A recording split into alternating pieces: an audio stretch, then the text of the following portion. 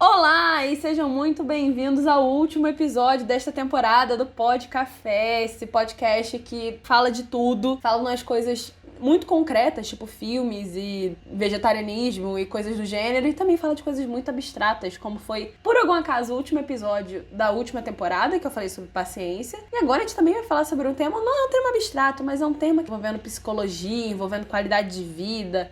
Gente, tem muita coisa pra ser falada hoje. Esse tema não foi sugerido por mim, foi sugerido pelo nosso convidado de hoje, mas antes eu quero lembrar vocês de irem lá, @podcafépodcast, sigam, tem sempre o post do episódio, então vocês podem ir lá, comentar à vontade, vamos fazer o papo render. E hoje, gente, o convite foi feito ao contrário, né? Geralmente eu vou atrás das pessoas pra chamar, pra participar e tal. O convidado hoje é o Cadu, que estudava comigo no primeiro período de cinema. E aí, o Cadu veio falar comigo e falou: Vitória, então, vamos falar desse tema. Vamos falar desse tema. E o tema de hoje é ansiedade, que é um tema muito importante, gente. A gente tá trazendo vários temas importantes aqui pra essa segunda temporada. Já foi racismo, já foi o tabu do polidense e agora ansiedade. O Pod Café tem que ser um espaço pra gente mudar o mundo. Então eu vou pedir pra ele se apresentar. Cadu, muito bem-vindo, né? Fechando essa temporada aí com chave de ouro. Por favor, se apresente, diga aos ouvintes quem você é, o que você faz da vida e por que você escolheu esse tema. Já vamos começar logo com a primeira pergunta. Explica melhor aí, o que você escolheu esse tema? Salve, salve, rapaziada. Olá a todos. E eu tenho que destacar, poxa, ela é a própria Ellen DeGeneres, né, gente? Que desenvoltura, que finesse pra apresentar o próprio programa, apresentar os temas. Não, sensacional. Bom, falar um pouco de mim, né? Eu acho que é essa a dinâmica, né? Meu nome é Carlos Eduardo, né? Todo mundo me conhece como Cadu. E eu fui colega da Vitória no primeiro período de cinema e audiovisual na ESPM. Posteriormente a isso, eu acabei mudando de turma e aí mais tarde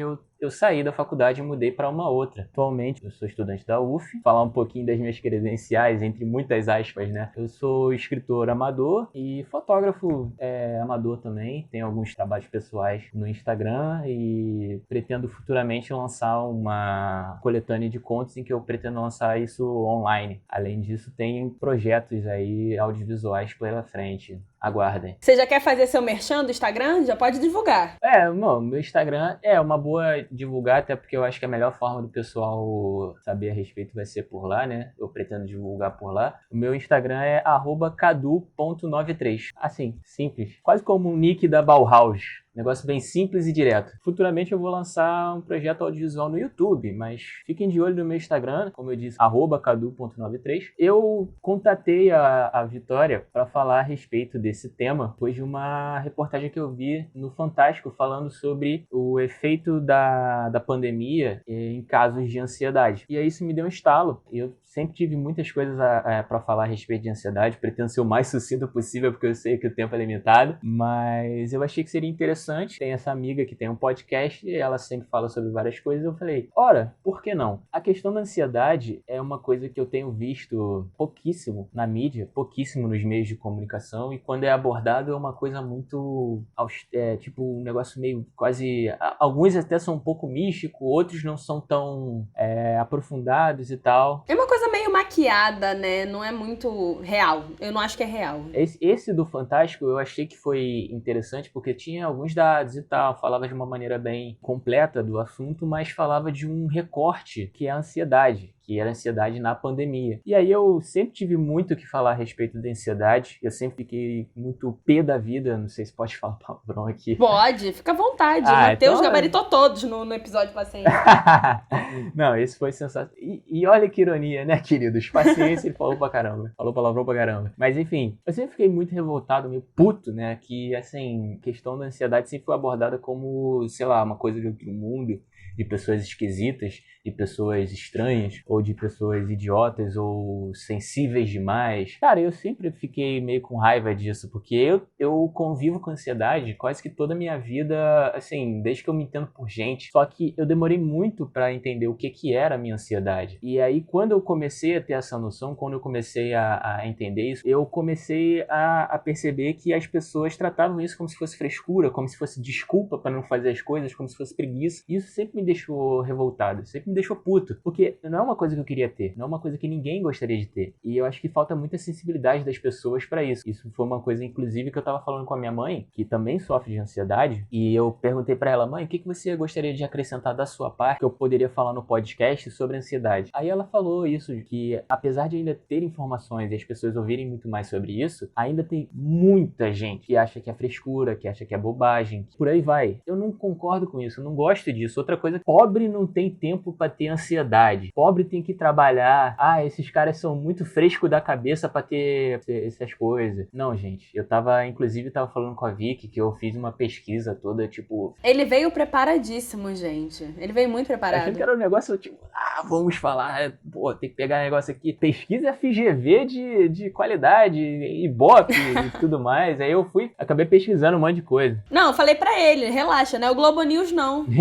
E aí, assim, depois que eu fui ouvindo os podcasts e percebi que tinha esse jeito mais descontraído, eu vi que eu meio que exagerei nas minhas pesquisas, mas ao mesmo tempo eu achei importante manter algumas informações que eu captei, porque isso é uma coisa que precisa ser falado e que precisa ser educado, digamos assim. Há de se criar um debate a respeito disso, deixe de ser um tabu, que essa que é a verdade, é um dos vários tabus que existem na nossa sociedade. Falar de saúde mental hoje em dia tem muita resistência de pessoas que acham que isso é bobeira, que isso é mimimi. No meu tempo as pessoas não eram tão sensíveis. Mentira! As pessoas no passado eram tão sensíveis quanto hoje. A diferença é que no passado, todo tipo de discriminação, todo tipo de avacalhação, todo tipo de pressão ou todo tipo de problema era abafado, era tratado com chacota, era menosprezado, às vezes nem era considerado uma coisa válida, uma coisa real. As pessoas simplesmente botavam tudo para debaixo do tapete. Quanto mais ia botando debaixo do tapete, mais isso ia se acumulando. E tinha várias pessoas que acabavam perecendo por causa disso. Pessoas que sucumbiam ao suicídio, pessoas que entravam em depressão. Não é uma coisa que a galera inventou de uns 20 anos pra cá, não. Isso não é moda, isso não é mimimi. É real de muito tempo. As pessoas têm problemas psicológicos desde séculos e eras. A questão é que antigamente não havia sensibilidade médica para tratar disso, não havia sensibilidade social para falar disso e não havia um mínimo de respeito ou de consideração para considerar que isso era alguma coisa a ser falada. Então era uma coisa mascarada, uma coisa maquiada. As pessoas viviam uma vida de aparência, enquanto que por dentro, no seu íntimo, guardavam um monte de problema, um monte de coisa. E aí, agora quando a sociedade começou a evoluir no debate, evoluiu em todos os aspectos sociais, que é uma coisa que a gente precisa falar. Saúde mental também é saúde. As pessoas acham que não é, acham que até hoje existem várias incógnitas na neurologia sobre vários assuntos. Isso eu não posso falar com propriedade, porque eu não sou um neurologista, mas eu posso falar tendo o mínimo de respeito e distanciamento, que assim, a própria neurologia ainda tem as suas questões, os seus mistérios, os seus questionamentos. Ainda é muito incompleto o conhecimento sobre o funcionamento do cérebro e da mente humana. Então, parte disso agrega esse desconhecimento sobre a saúde mental e até, de certa forma, ignorância sobre a saúde mental. Só que, felizmente, de uns anos para cá, esse debate tem melhorado. As pesquisas científicas têm se tornado cada vez mais públicas, cada vez mais acessíveis, com uma linguagem mais compreensível ao grande público. E esse debate tem sido cada vez mais reforçado e cada vez mais enriquecido. Porém, em contrapartida, ainda há muita resistência, há muita estupidez, há muita ignorância, há muitas pessoas que acham que é mimimi. As pessoas ainda acham que é frescura. Eu não te interrompi até agora, porque assim, eu vou passar o Pod Café período que vem pra você, tá? Agora é seu podcast, porque falou bem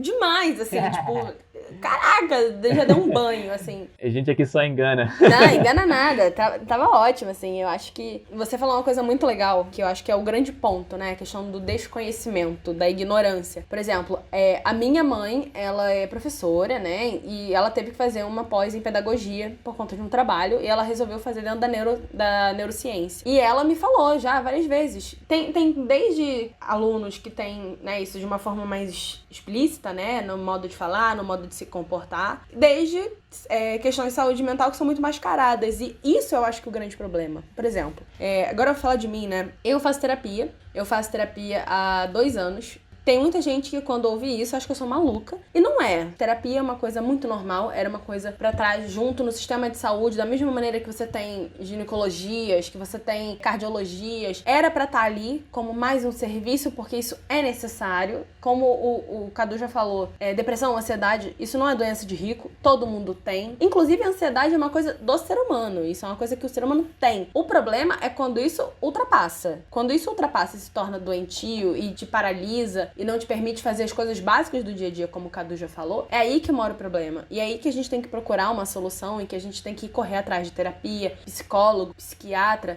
Se isso não for possível, ir atrás de um amigo que escute, que entenda e que te respeite, porque essa é a grande diferença. Quando falta o respeito, quando a gente passa a olhar os outros como você mesmo falou, como se aquilo fosse frescura, como se aquilo fosse falta do que fazer. Não é falta do que fazer, isso é muito sério. Eu sou uma pessoa com ansiedade, eu sou uma pessoa que faço terapia, não só pela ansiedade, mas falo sem problema nenhum, baixa autoestima, ansiedade, dificuldade de relação, cara, muita coisa. Então, assim, saúde mental, eu acho que esse vai ser o mote, né, provavelmente, desse episódio. Saúde mental é uma coisa séria e é uma coisa que tem que ser tratada. Sim, eu tava falando essa questão, novamente, do preconceito daqueles que ouvem que a ansiedade é coisa de rico e tudo mais. Um dos artigos que eu tava pesquisando acabou sendo, inclusive, como isso afeta as classes sociais. E eu tô lendo aqui um artigo da BBC e o título do artigo é O Estigma Enfrentado nas Periferias pelas Pessoas com Depressão. Abre aspas. Pobre não pode se dar ao luxo de não sair da cama. É uma reportagem da Thaís Marques e do Fred Giacomo. Pesquisa da BBC, gente. Eles estão dizendo aqui, as classes C e D são as mais vulneráveis à depressão. A pesquisa identificou sintomas depressivos em 25% das pessoas desse extrato social, contra 15% das classes A e B. Ou seja, não é frescura. A grande diferença é a maneira como isso vai poder ser lidado. Porque foi o que você falou, assim,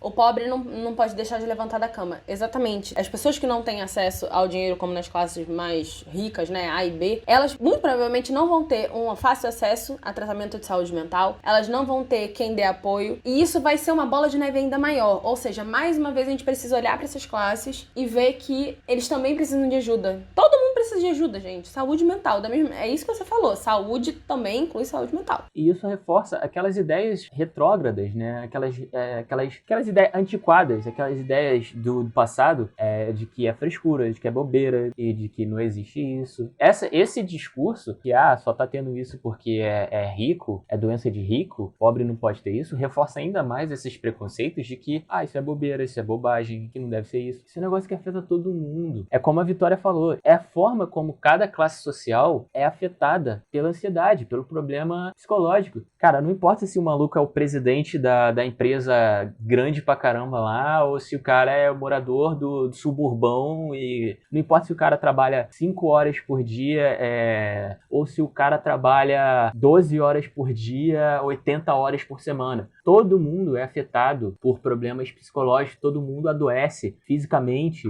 todo mundo tem gripe, todo mundo tem resfriado, todo mundo é humano, todo mundo tem um cérebro, todo mundo tem uma mente. Então ninguém tá livre, ninguém tá isento de ter algum distúrbio na mente também, sabe? E é isso que as pessoas não entendem, é isso que as pessoas acham que não afeta. Eu já vi casos de trabalhadores que tiveram dificuldade no INSS para tirar o auxílio-desemprego porque não era reconhecido o problema psicológico como um problema debilitante. Os problemas psicológicos, em certos casos, não eram considerados debilitantes ao trabalho. Isso é um absurdo. É um absurdo. As pessoas não acham que a mente faz parte do corpo também. Essa que é a ideia. Não, e faz. E é muito, e para muito, assim, cara. Eu vou me pegar como exemplo mais uma vez. Tipo, tem vezes que eu deixo de fazer coisas porque, por conta da minha ansiedade, eu me tornei uma pessoa muito controladora. Então, assim, se eu não tenho 100% de certeza de que algo vai dar certo, a minha tendência é não fazer, porque a minha ansiedade me paralisa. Eu falo, não vou fazer isso, eu não vou correr esse risco. E às vezes é uma coisa muito idiota. Como, sei lá, sair de casa pra comer na rua, sair com os amigos,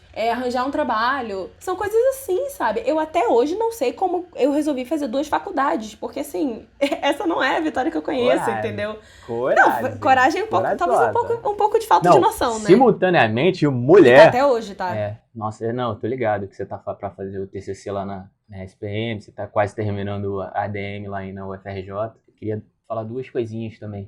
Falar dessa parte de como esse processo de como eu entendi a ansiedade, como eu descobri como isso afetou a minha vida. Eu já sofri bullying. muito. E aí o que acontece? Em alguns momentos eu ficava meio perdido, eu tinha alguns problemas para entender a matéria de primeira e tal. E assim, primeiro que o bullying agravou ainda mais essas questões. E tem um detalhe, nessa época eu ainda não sabia o que era que eu tinha. Eu sabia que eu tinha alguma coisa que eu era diferente, eu raciocinava de uma maneira diferente, mas eu não sabia. Você tinha quantos anos? Eu saí da primeira escola que eu frequentava, eu tinha 9 para 10 anos. Cara, às vezes eu esqueço que você é muito mais velho do que eu. Meu Deus. Esqueci de dizer, gente. Eu sou Carlos Eduardo, sou do Rio de Janeiro e tal, tenho 27 anos. Caraca, velho, 7 anos mais velho do que eu. Vai, segue.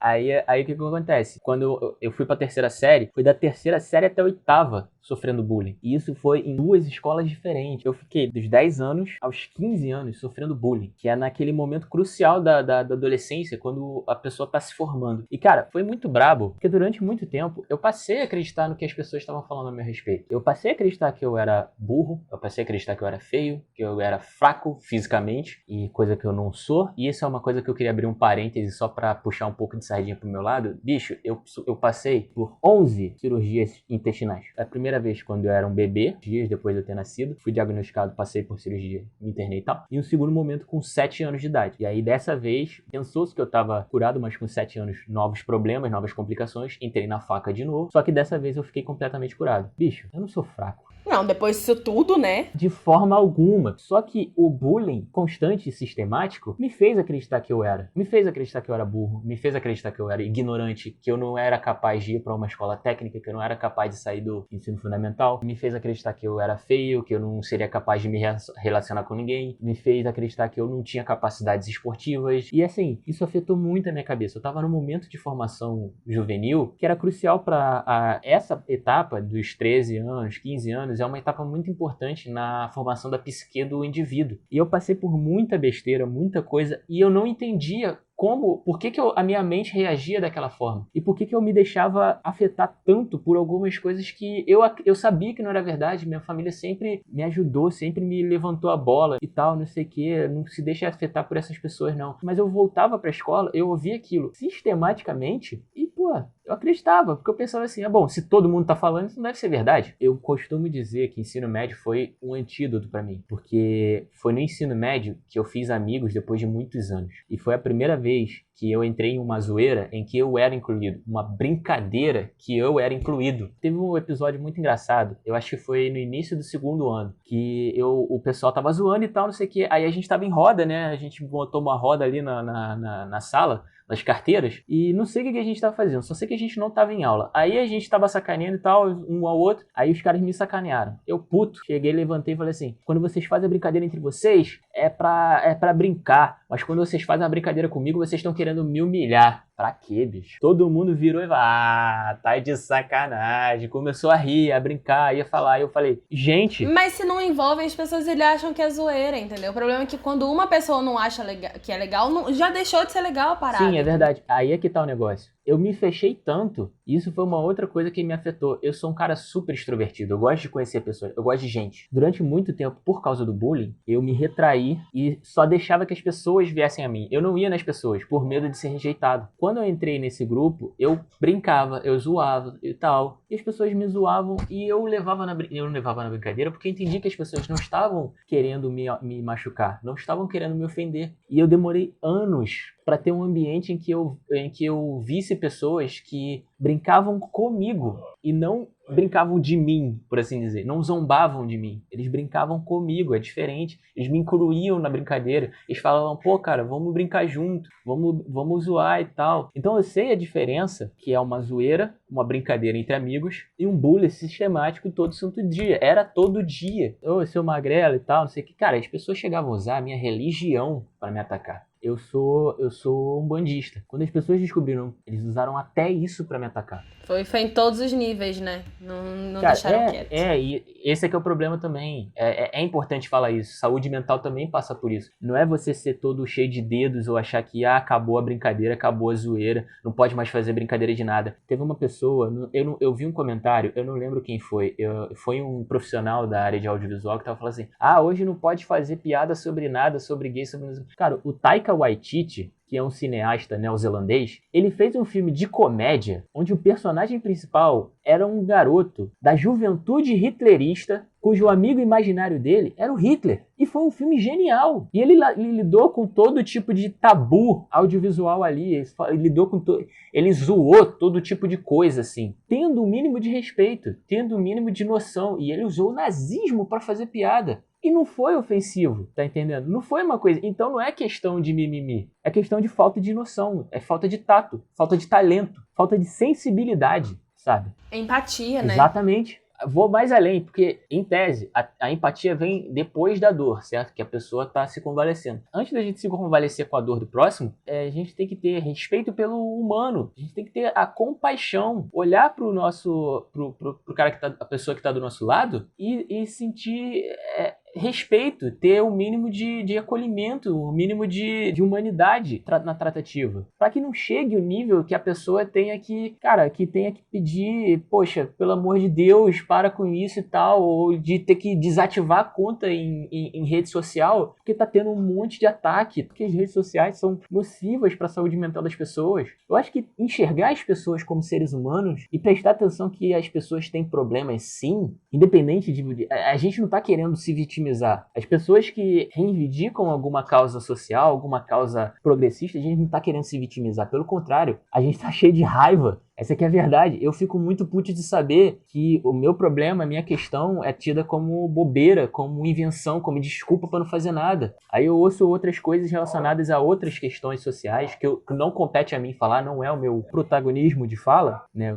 Eu acredito que todo mundo tem lugar de fala sobre tudo, mas tem que entender qual o seu papel em cada questão e entender que existem os protagonistas de cada pauta social, mas essas pessoas, até essas pessoas estão sendo vítimas estão sendo rotuladas como vitimistas, como mimimi. Não, gente. As pessoas estão de saco cheio, as pessoas estão com raiva. Elas não estão se fazendo de vítima. Elas não aguentam mais ser... Essa que é a verdade. Eu acho que sim. Vou te dar uma interrompida um pouquinho, porque a gente já tá chegando ao final do podcast. Eu falo muito, pelo amor de Deus. Então eu vou tentar ser sucinto em relação ao negócio. Vou fechar a questão de como eu lidei com a ansiedade. Cara, quando eu fui diagnosticado, eu tinha 20 anos. É minha idade.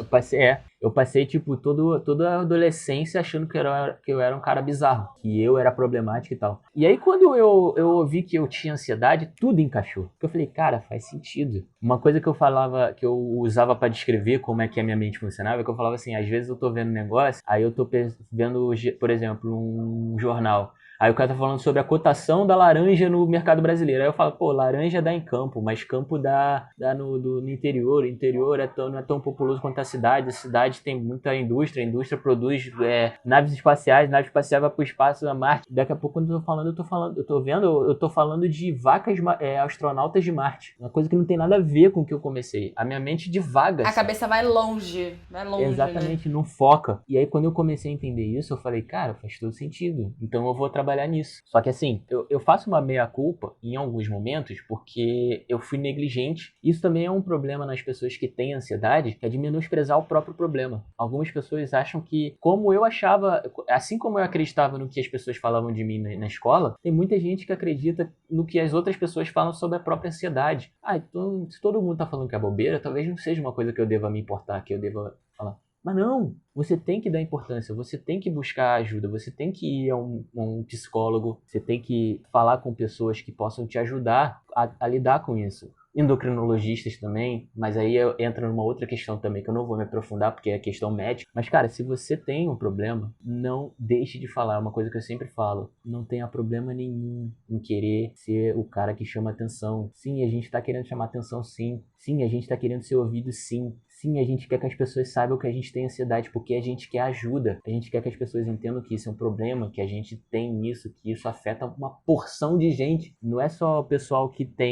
não tem nada pra fazer ou o cara que tá arrumando desculpa. Isso não existe, gente. A gente quer sim que as pessoas ouçam que a gente tem problema, quer sim chamar atenção a respeito disso. Portanto, eu apelo para todas as pessoas que têm algum tipo de problema psicológico, alguma distúrbio psicológico. Fale, gente. Não guarde isso pra si. E você não tá sendo covarde ao falar sobre isso.